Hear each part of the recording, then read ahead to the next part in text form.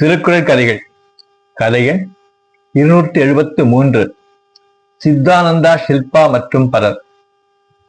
நம் சமுதாயத்தில் பெண்கள் மிகவும் உயர்வாக மதிக்கப்பட வேண்டியவர்கள்.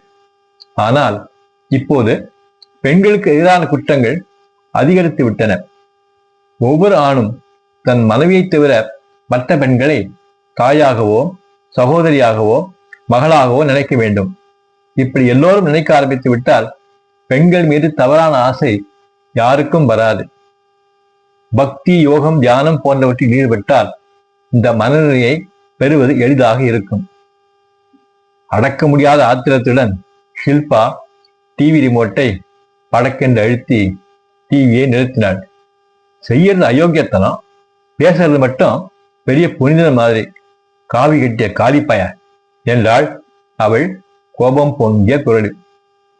உன்னோட அட்வைசரை பத்தி அப்படிலாம் பேசாதடி என்றாள் அவள் தோழி நிஷா சிரித்தபடியே. இது சிரிக்கிற விஷயம் இல்லடி, இவன் செஞ்ச அயோக்கியத்தனத்தை வெளியில் சொல்லாம விட்டது என் மேல தப்பு. பெண்கள் கிட்ட தப்பா நடந்துக்கிட்டு இப்படியெல்லாம் பேசுறத கேட்டா ஆத்திரம்தான் வருது. என்ன செய்ய போற? இது நடந்து 5-6 மாசம் ஆயிடுச்சு. அதோட போலீஸ்ல புகார் கொடுத்தாலும் என்ன ஆதாரம்னு கேட்பாங்க. போலீஸுக்கு போக போறது இல்லை, வேற ஒண்ணு செய்ய போறேன். என்ன செய்ய போற? இப்ப மீ டூன்னு ட்விட்டர் டேக் ஒன்று வந்திருக்குல்ல, அதுல என்னோட அனுபவத்தை எழுத போறேன். அப்பதான் நீ ஒரு அயோக்கியன்னு ஊருக்கு எல்லாம் தெரியும். யோசிச்சு பண்ணிடி, இதனால உனக்கும் பாதிப்பு வரும். உனக்கு எதுவும் நடக்கலைனாலும் 4 பேர் உள்ள பத்தியும் தப்பா பேசுவாங்க. அதை பத்தி நான் கவலைப்படல என்றால் ஷில்பா. 6 மாதங்களுக்கு முன் ஒரு விபத்தில் என் தாய் தந்தை இருவரும் இறந்து விட்டனர். அப்போது விரக்தி அடைந்த நிலையில் மன அமைதி கிடைக்கும் என்று நம்பி சித்தானந்தாவின் ஆசிரமத்துக்கு சென்றேன். அவரிடம் என் வேதனையை சொன்னேன். மன அமைதி பெற ஒரு தியானம் கற்றுக் கொடுப்பதாக சொல்லி சித்தானந்தா என்னை ஒரு அறைக்கு அழைத்து போனார். அங்கே என்னிடம் தவறாக நடந்து கொள்ள முயன்றார். எப்படியோ நான் தப்பி ஓடி வந்து விட்டேன். பெண்களை தாயாகவும் சகோதரியாகவும் மகளாகவும் நினைக்க வேண்டும் என்று அவர் தொலைக்காட்சியில் பேசியதை கேட்டதும் அவருடைய வேஷத்தை அமலப்படுத்த வேண்டும் என்று நினைத்து இந்த உண்மையை இப்போது உலகுக்கு தெரிவிக்கிறேன். ஷில்பாவின் மீட்டூ பதிவு பெரிய அளவில் பிரபலமாகி சர்ச்சையை கிளப்பியது. சித்தானந்தா செய்தியாளர்களை தன் ஆசிரமத்துக்கு அழைத்து விளக்கம் அளித்தார். அக்னி பிரவேசம் செய்த பிறகு கூட சீதை மீது அவதூறு சொன்னார்கள். கிருஷ்ண பரமாத்மாவின் மீது செமந்தகமணியை திருடியதாக குற்றம் சாட்டினார்கள்.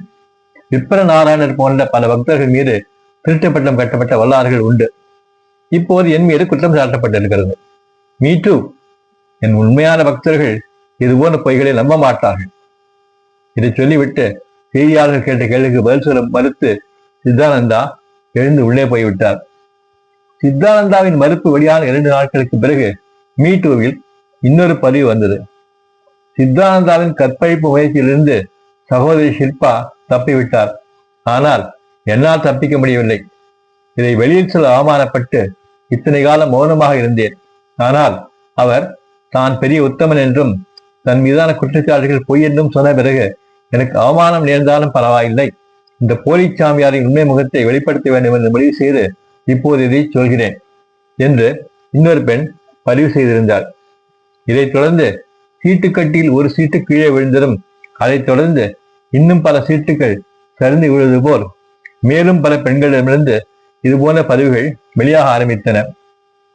சித்தானந்தாவில் பாலியல் பலாத்காரம் செய்யப்பட்டதாக செய்தி வெளியிட்ட பெண்களின் எண்ணிக்கை 2 இலக்கை தாண்டி 3 இலக்கங்களை நோக்கி சென்று கொண்டிருந்தது.